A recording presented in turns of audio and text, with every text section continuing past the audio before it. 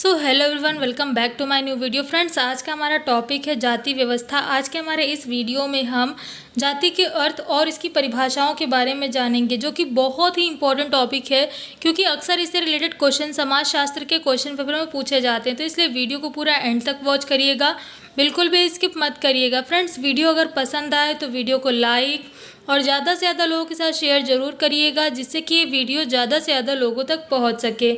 अगर आप चैनल पर नए हैं और आपने अभी तक चैनल को सब्सक्राइब नहीं किया है तो आपसे बस यही एक रिक्वेस्ट करना चाहूँगी कि प्लीज़ चैनल को सब्सक्राइब करके बेल आइकन को ऑल पे कर दीजिएगा, जिससे कि आपको मेरी लेटेस्ट वीडियोस की अपडेट्स मिल सके। क्योंकि फ्रेंड्स, इस चैनल पर आपको इस तरह की इन्फॉर्मेटिव वीडियोस रेगुलर मिलती रहती है। तो चलिए अभी बिना किसी देरी के बढ़ते हैं वीडियो की ओर और जानते हैं जाति व्यवस्था के विषय में। फ्रेंड्स, प्रीवियस वीडियोज़ में हमने वर्ण व्यवस्था के बारे में जाना था, जिसमें हमने न केवल ये जाना कि उसकी उत्पत्ति कैसे हुई, बल्कि हमने यह भी जाना कि वो समाज के लिए कितना ज़्यादा महत्वपूर्ण है। जाति व्यवस्था वर्ण व्यवस्था की ही देन है। ये दोनों व्यवस्थाएं एक दूसरे से कहीं ना कहीं जुड़ी हुई हैं। समाज में जितना महत्व वर्ण व्यवस्था का है, ठीक उतना ही महत्व भारतीय सामाजिक संस्थाओं में जाति व्यवस्था का भी है। जाति हिंदू सामाजिक संगठन का एक महत्वपूर्ण सैद्धांतिक आधार है। जैसा कि आप सभी जानते हैं कि भारत जाति और संप्रदायों की जन्मस्थली है। अगर हमें भारतीय संस्कृति को समझना है तो उसके लिए जाति को समझना बहुत ही ज़्यादा आवश्यक है। जाति एक सर्वव्यापक व्यवस्था है, जिससे समाज में रहने वाला कोई भी मनुष्य अछूता नहीं है। यह सभी के लिए अनिवार्य दशा है। सरल शब्दों में कहें तो समाज में रहने वाला हर एक व्यक्ति जाति व्यवस्था के साथ जुड़ा हुआ है। कोई भी व्यक्ति जो कि समाज में रहता है वो जाति से बचा नहीं है। हर एक व्यक्ति जाति से जुड़ा हुआ है। अगर हम बात करें इसके अर्थ की, तो अगर हम शाब्दिक अर्थ की दृष्टि से देखते हैं तो जाति अंग्रेजी के शब्द कास्ट का हिंदी रूपांतरण है। कास्ट शब्द पुर्तगाली भाषा के कास्टा शब्द से बना हुआ है, जिसका शाब्दिक अर्थ होता है प्रजाति या जन्म या फिर भेद। कास्ट शब्द का लैटिन भाषा के कास्टस शब्द से गहरा संबंध है, जिसका अर्थ होता है विशुद्ध या फिर जाति। इस तरह अगर हम शाब्दिक अर्थ की दृष्टि से देखें तो आनुवंशिकता पर आधारित एक विशुद्ध सामाजिक समूह को ही हम जाति कहते हैं। जाति भारतीय सामाजिक संगठन का एक प्रमुख आधार रही है। इससे हमारा सामाजिक, सांस्कृतिक, आर्थिक और राजनीतिक जीवन पूरी तरीके से प्रभावित होता है। समाज का कोई भी क्षेत्र इससे अछूता नहीं है।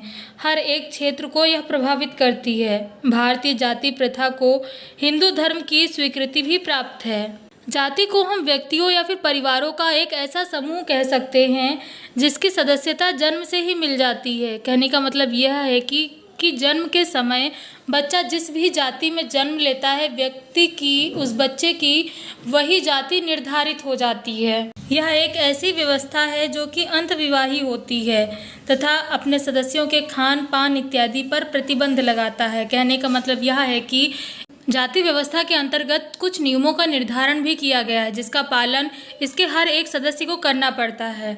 फॉर एग्जाम्पल, जाति व्यवस्था में जाति के बाहर विवाह करने के लिए मना किया गया है। ऐसी परिस्थिति में कोई भी व्यक्ति अपनी जाति से बाहर विवाह नहीं करता है, और यदि वह करता है तो उसे समाज का विरोध भी सहना पड़ता है। खैर, ये तो बात हो गई जाति के अर्थ के विषय में। चलिए अब जान लेते हैं इसकी परिभाषाओं के विषय में। तो केतकर ने जाति को परिभाषित करते हुए कहा है कि जाति दो विशेषताओं वाला सामाजिक समूह है, जिसमें से एक जाति की सदस्यता उन्हीं व्यक्तियों तक सीमित रहती है जो कि सदस्यों में उत्पन्न होते हैं, और इस तरह उत्पन्न सभी व्यक्ति उसमें सम्मिलित रहते हैं। इसके अलावा सदस्यों पर अनुल्लंघनीय सामाजिक नियम द्वारा जाति के बाहर विवाह करने पर प्रतिबंध रहता है। जैसा कि मैंने अभी बताया कि यहाँ पर किसी भी जाति के अंदर जो भी बच्चा जन्म लेता है तो वो बच्चा उसी जाति का सदस्य बन जाता है। ठीक है, एक तो नियम यहाँ पर ये है। यहाँ पर इसका निर्धारण कर्मों के आधार पर नहीं बल्कि जन्म के आधार पर होता है। बच्चा जिस भी जाति में जन्म लेता है उसी जाति का सदस्य बन जाता है। वहीं इसके अलावा दूसरा जो कि ये है कि कोई भी व्यक्ति अपनी जाति से बाहर विवाह नहीं कर सकता है। यहाँ पर जाति से बाहर विवाह करने के लिए प्रतिबंध लगाया जाता है। इसके अलावा रिजले ने जाति को परिभाषित करते हुए यह कहा है कि एक जाति की परिभाषा परिवारों के संकलन या परिवारों के समूह के रूप में की जा सकती है, जिसका एक सामान्य नाम है जो प्रायः उनके विशिष्ट व्यवसायों को बताता है या उनसे संबंधित रहता है, तथा एक काल्पनिक पूर्वज मानवीय या फिर दैवीय से उत्पत्ति का दावा करता है तथा एक व्यवसाय करने की स्वीकृति देता है तथा जो सम्मति देने में समर्थ है। उनकी दृष्टि में एक समरस समुदाय का निर्माण करने वाला समझा जाता है। सरल शब्दों में कहें तो रिजले भी जाति को परिवारों का संकलन या फिर परिवारों का एक ऐसा समूह मानते हैं जिसका अपना एक अलग नाम होता है, एक अलग व्यवसाय होता है।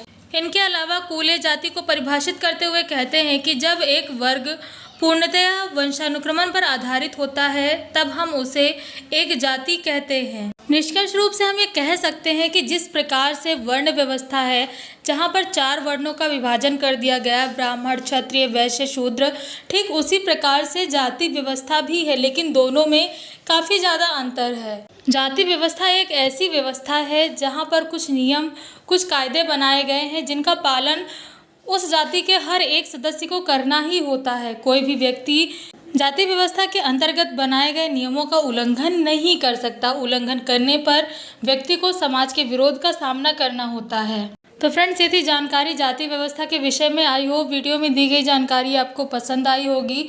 फ्रेंड्स, वीडियो में दी गई जानकारी कैसी लगी कमेंट करके ज़रूर बताएं। वीडियो अगर पसंद आया हो तो वीडियो को लाइक और ज़्यादा से ज़्यादा लोगों के साथ शेयर ज़रूर करें, जिससे कि वीडियो ज़्यादा से ज़्यादा लोगों तक पहुंच सके। अगर आप चैनल पर नए हैं और आपने अभी तक चैनल को सब्सक्राइब नहीं किया है तो आपसे बस यही एक रिक्वेस्ट करना चाहूँगी कि प्लीज़ चैनल को सब्सक्राइब करके बेल आइकन को ऑल प्लेट कर दीजिएगा, जिससे कि आपको मेरी लेटेस्ट वीडियोस की अपडेट्स मिल सके। तो फ्रेंड्स, आज की वीडियो बस इतना ही। मिलते हैं नेक्स्ट वीडियो में कुछ नई जानकारियों के साथ।